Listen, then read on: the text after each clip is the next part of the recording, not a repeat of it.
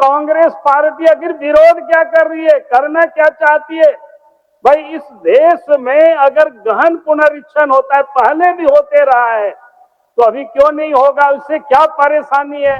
और इसीलिए हम कहेंगे कि इस प्रकार की प्रस्ताव लाना, यानी हम इस प्रदेश के अंदर में उन बांग्लादेशी रोहिंग्या जो यहाँ लोग घुसपैठ किया है, उनको मतदाता बनाने की ये साजिश है, इनकी बहुमत है। इसका मतलब ये नहीं है कि इस राज्य के साथ और इस देश के साथ इस प्रकार की कोई कदम उठावे, क्योंकि जरूरी है कि एफआईआर होना, ताकि जो यहाँ के नागरिक नहीं है, जो मर गए हैं, जो बाहर चले गए हैं, तो फिर उसमें से क्या दिक्कत है, इनको परेशानी क्या है। और ये क्या कहते हैं, इनके नेता कहते हैं कि वोट चोरी करके जीते। भाई यहाँ आप कैसे जीते हैं, कौन सा वोट चोरी किया। अगर भारतीय जनता पार्टी वोट चोरी किए होते तो आप वहां नहीं बैठते, आपकी इधर में सीट होती। संसदीय कार्य मंत्री ने आपत्ति तो बताई, लेकिन उन्हें सुझाव दिया नहीं। इससे तो बिल्कुल साफ होता है कि किनको ये मतदाता सूची में नाम दर्ज कराना चाहता है। गहन पुनरीक्षण जब चुनाव आयोग करती है तो हम सब यहाँ राजनीतिक पार्टी से जुड़े हुए लोग हैं, हम सबको पता है। जब भी इस प्रकार की काम होता है, हर पॉलिटिकल पार्टी के साथ इलेक्शन कमीशन बैठकें करती है और फिर चुनाव आयोग की ओर से हर पॉलिटिकल पार्टी को एक पूरा सूची भी वो उपलब्ध कराती है। और पॉलिटिकल पार्टी भी अपने कार्यकर्ता तय करते हैं बूथ स्तर तक, ताकि जा करके वहां लोग देखें कोई गलत नाम तो नहीं चढ़ा है। अगर गलत नाम चढ़ा है तो उसको हटाया जाएगा, और जिनका नाम छूटा है तो उनका नाम चढ़ाया जाएगा। फिर ये समझ नहीं आता है कि कांग्रेस पार्टी आखिर विरोध क्या कर रही है, करना क्या चाहती है। भाई इस देश में अगर गहन पुनरीक्षण होता है, पहले भी होते रहा है, तो अभी क्यों नहीं होगा, उससे क्या परेशानी है।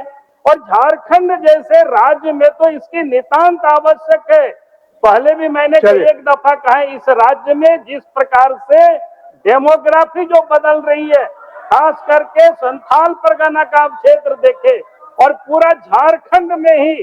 और इसीलिए हम कहेंगे कि इस प्रकार की प्रस्ताव लाना, यानी हम इस प्रदेश के अंदर में उन बांग्लादेशी रोहिंग्या जो यहाँ लोग घुसपैठ किया है, उनको मतदाता बनाने की यह साजिश है। और इसको भारतीय जनता पार्टी नहीं चलने देगी। ऐसे ये कैसे हो सकता है। इसीलिए हम कहेंगे अध्यक्ष महोदय कि अब इस प्रकार की अब इनकी बहुमत है, इसका मतलब ये नहीं है कि इस राज्य के साथ और इस देश के साथ इस प्रकार की कोई कदम उठावे, क्योंकि जरूरी है कि एफआईआर होना, ताकि जो यहाँ के नागरिक नहीं है, जो मर गए हैं, जो बाहर चले गए हैं, तो फिर उसमें से क्या दिक्कत है, इनको परेशानी क्या है। आपकी बात आ गई।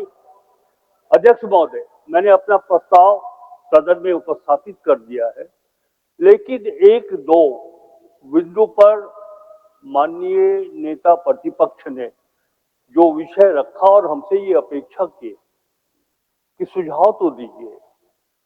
महोदय, मैं बहुत कुछ अधिक नहीं कहूंगा, लेकिन बिहार चुनाव के पहले गहन पुनर्निरीक्षण की आवश्यकता क्यों पड़ गई। बनारस में जब चुनाव हुआ था लोकसभा का, उस समय इसकी आवश्यकता क्यों नहीं पड़ी थी अध्यक्ष महोदय। और जहां तक मैं ये कहना चाहता हूं कि माननीय विपक्ष को मैं ये कहना चाहता हूं महोदय कि न्यायपालिका पर भी आपको भरोसा नहीं है। जो सुझाव आप हमसे मांग रहे हैं नेता प्रतिपक्ष, सर्वोच्च न्यायालय ने वो सुझाव आपको दे रखा है, उस सुझाव को तो अमल कर लीजिए।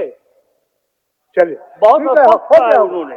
दोनों तरफ से बात आ गया, दोनों तरफ से बात आ गया। माननीय संसदीय कार्य मंत्री ने कह रहे हैं कि माननीय नेता अदालत ने आ गया, आगे का काम करते हैं। कहा ही है कि आपको एफिडेविट करके वहां दीजिए, आपको आपत्ति है बनवाइए। इलेक्शन दोनों तरफ से बात आ गया। झारखंड में कोई चुनाव नहीं है, आ गया, आ गया, सशंकित है।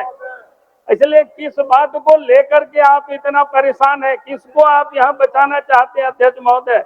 इसलिए सरकार ये जबरदस्ती ये कर रही है, चलेगा नहीं। झारखंड की जनता इनको देख रही है। बिहार में कह रहे थे अभी चुनाव होना है, झारखंड में तो चुनाव हो चुका है। और ये क्या कहते हैं, इनके नेता कहते हैं कि वोट चोरी करके जीते। भाई यहाँ आप कैसे जीते हैं, कौन सा वोट चोरी किया।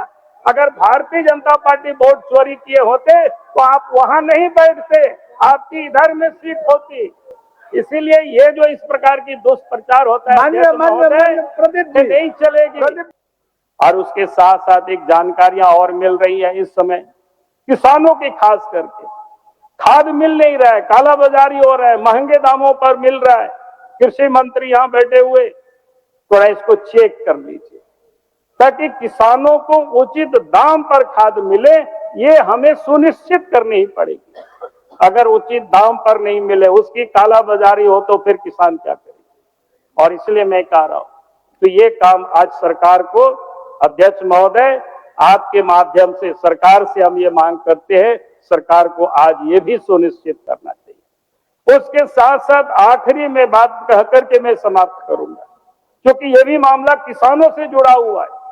हमने देखा कि अस्पताल के नाम पर यहाँ किसानों की जमीन छीनी जा रही है आदिवासियों को। कृषि मंत्री यहाँ उपस्थित है, मैं तो कहूंगा कि आप सब लोग एक बार जा करके देखिए वो खेती की जमीन है कि नहीं है।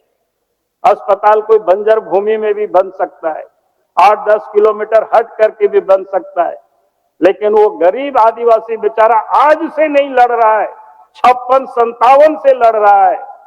अब 56-57 से लड़ते लड़ते 2025 भी अपनी जमीन को बचाने के लिए नगरी के लोग अगर लड़ाई लड़ेंगे तो खेत में कब काम करेंगे, अपने बाल बच्चों को कब पढ़ाएंगे लिखाएंगे। और जो लोग उनके साथ के लिए लोग आंदोलन करते हैं तो उनके ऊपर आप केस कर देते हैं। और ऐसे भी एक तो उनका कोई एक्वायर नहीं हुआ, अगर एक्वायर भी हुआ थोड़े देर के लिए मान लेते हैं तो 2013 का कानून क्या कहता है, जिस नाम से आपने एक्वायर किया अगर 5 साल तक उसके उपयोग में नहीं लाया गया तो किसानों को वापस कर देनी चाहिए।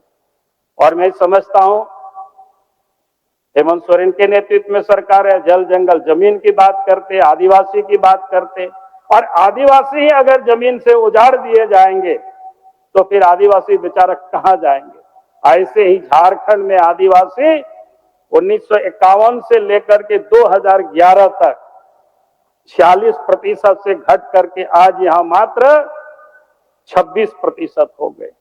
और इसलिए मैं कहूंगा कि आदिवासियों के साथ कम से कम शिक्षा मंत्री, उनके पिताजी बड़ी क्रांतिकारी है जमीनों के लिए, तो हम समझते कि उनकी पुत्री भी उस नक्शे कदम पर चलेगी और उन आदिवासियों की जमीन को उजाड़ने नहीं देगी। मैं यही आप सबको अध्यक्ष महोदय कहूंगा और मैं अपनी बात को यही समाप्त करता हूं। जितनी बातें मैंने कहा कि मैं उम्मीद करता हूं कि सरकार आज इस सदन से उन मांगों को पूरे करने के लिए घोषणा करेगी। बहुत बहुत धन्यवाद। और ये सारे कागजात मैं आपको भेज देता हूं, कम से कम जितना भी पुल और सूचना विभाग लोग से लोग मंगवा ले ताकि इन सारी चीजों को लोग ठीक करा दें। गोल, जहां 27 वर्षों के सफर में 17,000 से भी अधिक छात्रों ने डॉक्टर एवं इंजीनियर बनकर भरे सफलता की ऊंची उड़ान, जहां साधारण छात्र भी झारखंड टॉपर्स बनकर बना रहे इतिहास। दूरदर्शी शिक्षाविद श्री विपिन सिंह के मार्गदर्शन में मेडिकल एवं इंजीनियरिंग के लाखों छात्रों के लिए आशा की किरण के रूप में goal, nation's leading institute. thefollowup.in. Like, share and subscribe.